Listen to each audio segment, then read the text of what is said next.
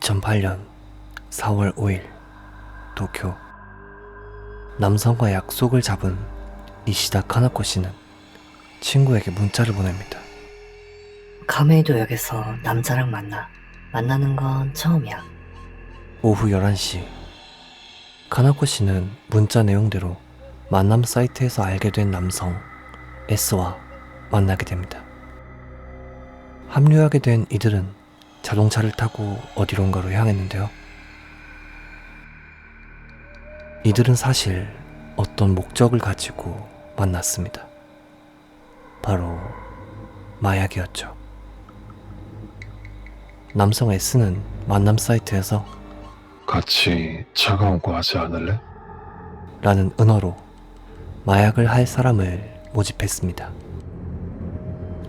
이 덫에 걸려든 것이 카나코 씨였고요. 이들은 카메이도역에서 만나 야마나시현으로 향했습니다. 도쿄에서 야마나시현은 꽤나 거리가 있기에 이들은 중간에 주유소나 휴게소에 들리며 운전했습니다.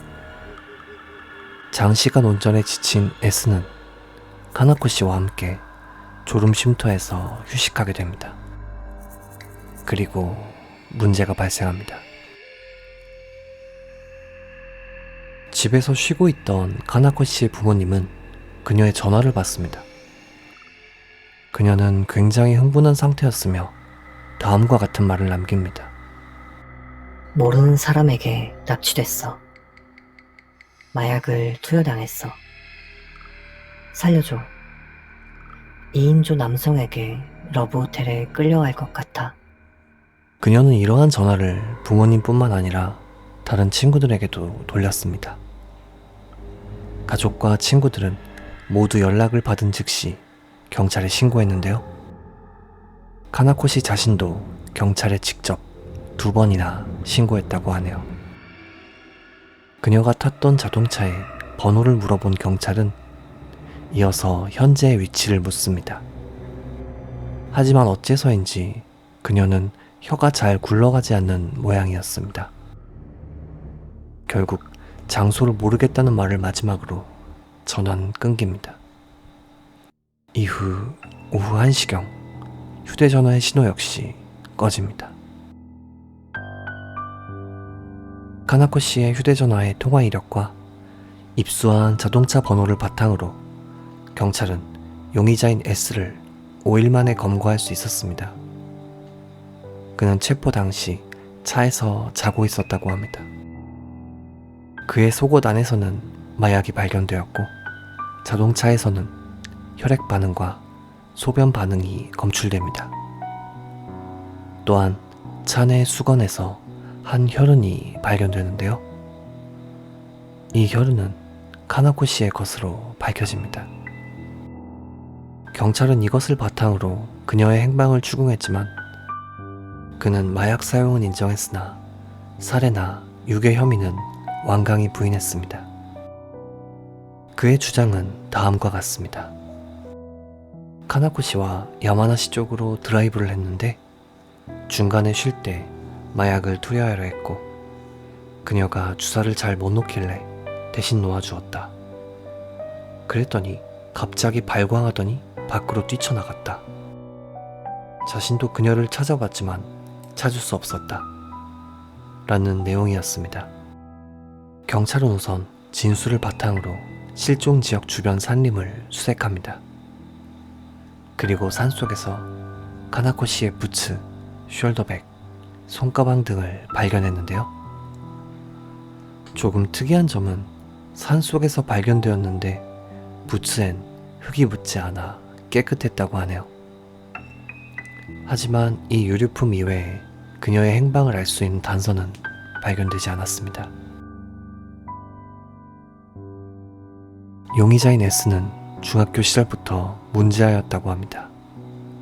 그는 불량 그룹의 일원으로 절도, 폭행 등을 일삼았고 사건이 일어난 후 주변 이웃들은 그렇게 될 줄 알았다는 반응이었다고 하네요. 그는 인터넷 게시판에서 마약으로 여성을 유혹한 뒤 투여시키고 정신을 잃게 하는 것을 몇 번이고 반복해왔다고 합니다. 그는 무직이었는데 10만 엔가량의 마약을 보유했었고 주변 사람에게 자신을 브로커라고 소개해왔다고 하네요. 그는 자기가 마약을 권유한 여성들을 이용해 현금을 벌어들였는데 배후에 조직이 있던 것으로 의심됩니다.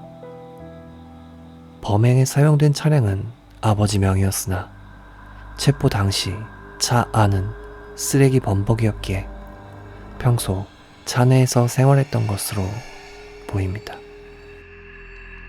또한 그의 차에서는 충격적인 것이 발견되었는데요. 여러 여성의 신용카드와 다수의 계약서였습니다. 이 계약서의 내용은 다음과 같습니다. 마약을 사용한 후 행방불명되어도 책임을 묻지 않겠습니다. 경찰은 면밀히 수사했지만 공범이 있었음을 증명하는 증거는 찾을 수 없었다고 합니다. 결국 그가 살인에 관여했다는 증거물은 없었기에 그는 마약 단속법 위반으로 고작 징역 2년을 선고받습니다. 훗날 사건에 관심이 있던 한 기자가 S의 부모에게 찾아가 사건에 대해 묻자 우리 아들이 나쁘다고 정해진 게 아니잖아. 그 여자한테 문제가 있을 수도 있지 않은가? 라며 기자한테 역정을 냈다고 합니다. 카나코 씨의 주변 사람들에 의하면 그녀는 어른스러운 성격이었다고 합니다. 그리고 약물에 굉장히 흥미가 많았는데요. 실종 이후 A씨의 방에서 대마초가 발견되었다고 합니다. 실종되기 얼마 전 그녀를 만난 이웃들의 증언에 따르면 그녀는 굉장히 말라 있었다고 합니다. 대마초에 관해 추궁하자 부모는 어느 정도 눈치는 채고 있었는데 막을 수가 없었다 라고 대답했다고 합니다.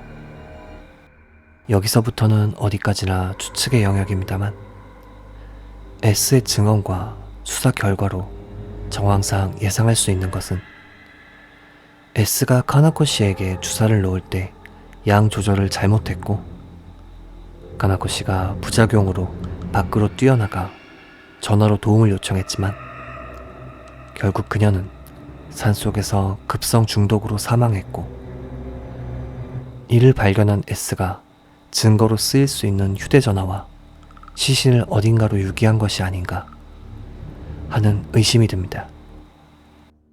한편 부츠에 흙이 묻어있지 않았다는 점을 바탕으로 그녀의 유류품만을 산속에 버린 뒤 시신을 다른 곳에 유기했을 가능성도 존재합니다. 과연 그녀는 어디로 사라진 것일까요? 사건이 발생한 지 14년이 지난 지금도 그녀의 행방은 알 수 없습니다. 카나코 씨가 하루빨리 가족의 품으로 돌아오기를 기원하며 영상을 마칩니다. 괴미사였습니다.